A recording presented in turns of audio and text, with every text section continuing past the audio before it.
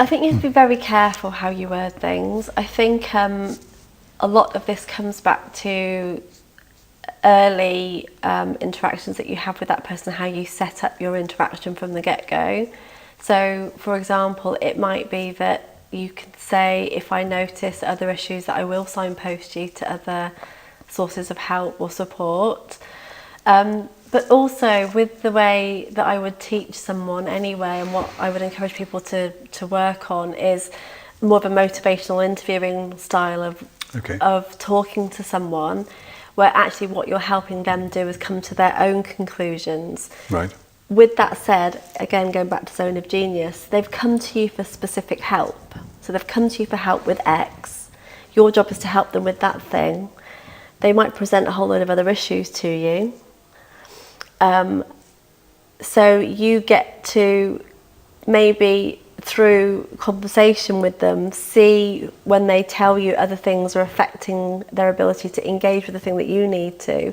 That gives you an opportunity, when they've told you something's impacting them, to then signpost them on to something that would be more supportive or helpful, and then bring them back to the work that you're doing. Which is possibly more difficult for us than it is for you, because people come to you with a problem which they recognise is psychological of some sort, because that's presumably why they would go to see a psychologist. I know you're not clinical, but a psychologist.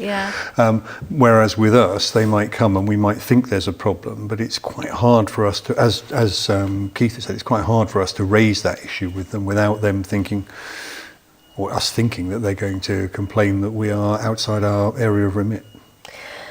Again, I think if you set it up from the start, that if you feel that there are other issues at play here, and that they might be best supported via other services, I think it's your obligation as a professional to signpost them. I don't think you're outside of your remit. In fact, you're not saying that you're doing any psychological work, but if you notice something that's impacting them psychologically, and again, through a motivational interviewing technique, you would ask questions where you would say to them, do you feel this might be impacting you psychologically? You're not putting words in their mouth, but they then get to validate that or not. It comes from them. And that's that co-creation between you and the person. Yeah. It's not you being outside of your remit at all, I don't believe. I think you have an obligation to refer on. Otherwise, you're only going to end up dealing with that person. And that's probably more unhelpful to deal with them.